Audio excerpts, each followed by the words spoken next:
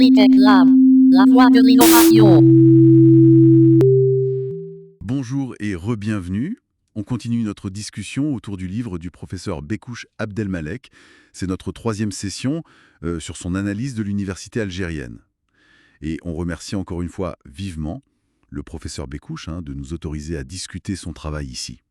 Juste un petit rappel, il est professeur à l'université de Tlemcen, il a aussi été recteur à Intemouchant, et son livre, le titre c'est « Transformation de l'université algérienne pour une gouvernance résiliente, un ancrage territorial et une vision systémique ». Bon, un titre assez complet.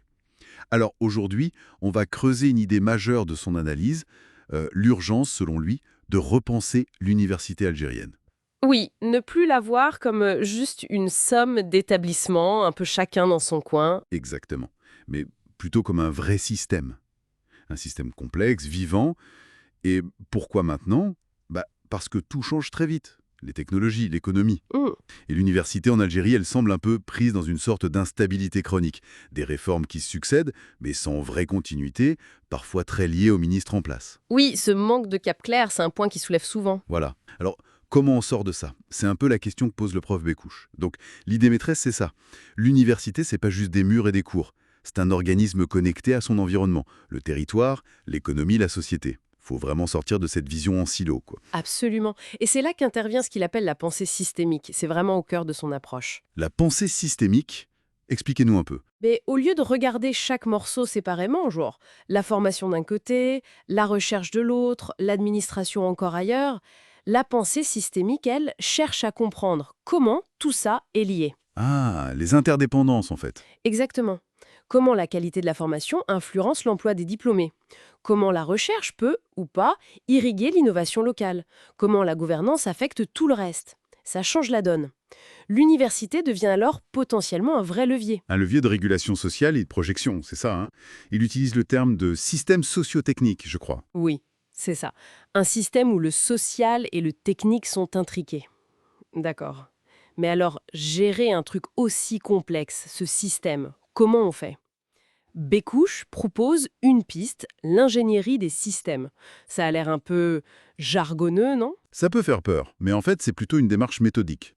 C'est comme avoir une boîte à outils pour concevoir des organisations et des stratégies qui soient robustes. Robuste et adaptable. Voilà.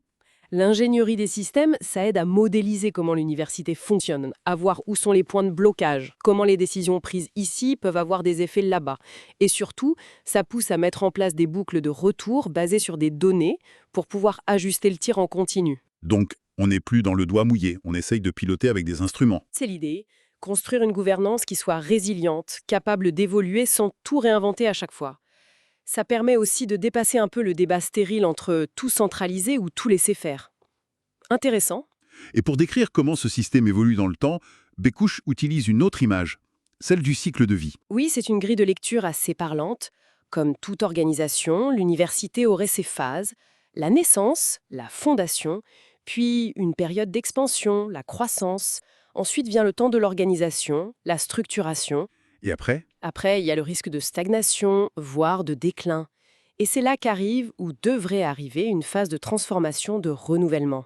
Et selon le prix Bekouche, l'université algérienne serait justement à un moment charnière. entre stagnation et besoin urgent de se réinventer, c'est ça? C'est son diagnostic, oui. Il situe le système à ce point critique. Si on essaye d'appliquer ça vite fait à l'Algérie, d'après lui, Hmm. Fondation, c'était les années 60-70, juste après l'indépendance, on construisait. Croissance, années 80 jusqu'aux années 2000, là, c'est l'explosion du nombre d'étudiants, la massification. Structuration, à partir de 2004, avec la réforme LMD, les premières tentatives d'assurance qualité, on essaye de mettre de l'ordre. Oui, de rationaliser un peu. Puis la stagnation, fin des années 2010, début 2020. On sent un décalage entre la formation et le marché du travail, une certaine lourdeur administrative, la centralisation qui persiste, puis la stagnation. Et là, on serait dans la phase de transformation, depuis 2020 avec les réformes sur le numérique, l'anglais, la volonté de rapprocher l'université de l'économie. C'est comme ça qu'il analyse la situation actuelle, oui. Et cette lecture par cycle met surtout en évidence le gros problème qu'il dénonce, cette fameuse instabilité des politiques universitaires. Le fait que chaque ministre arrive avec ses idées, défait ce que le précédent a fait. Exactement, ce manque de continuité. Et pour Bécouche, la cause profonde, c'est l'absence d'une vision stratégique nationale. Une vision qui soit partagée et surtout qui s'inscrive dans la durée. Un cap, quoi. Vers où on veut emmener l'université algérienne d'ici, disons, 2050. Et c'est ça, pour lui, le blocage principal. Sans cette vision à long terme, on est condamné à naviguer à vue, à faire des réformes un peu au coup par coup. C'est tout à fait son argument. Il insiste sur le besoin impératif d'une vision stratégique, co-construite si possible, et surtout pérenne. Ce serait la boussole. La boussole qui manque. Hmm. Elle permettrait d'évaluer les réformes par rapport à des objectifs clairs et stables, pas juste selon l'air du temps ou les priorités changeantes. Ça donnerait de la cohérence à l'action, ça stabiliserait le système au-delà des changements de personnes, bref, ça donnerait du sens à la transformation. Il faut vraiment sortir de cette logique de court terme. Bon, si on essaye de synthétiser un peu, l'analyse du professeur Bécouche Abdelmalek, c'est vraiment un appel à changer de lunettes. Voir l'université algérienne non plus comme une collection de pièces détachées, mais comme un système complexe et interdépendant. Mhm. Et pour piloter ce système à travers son cycle de vie, pour sortir de l'instabilité des réformes successives, il martèle le besoin d'une vision stratégique. Une vision claire, partagée et surtout pensée sur le long terme. Il donne l'horizon 2050 comme exemple. Il s'agit plus de rafistoler, mais d'engager une transformation profonde et durable. Tout à fait, et ça nous laisse avec une question fondamentale, qui prolonge bien la réflexion de Bécouche.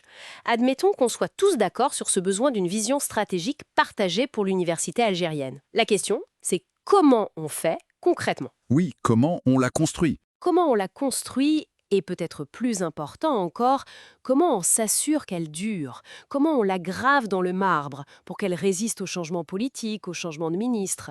Quels seraient les mécanismes institutionnels pour garantir cette pérennité, pour que l'université devienne enfin ce moteur de développement qu'on attend d'elle, en ancrant la stratégie au-delà des volontés individuelles?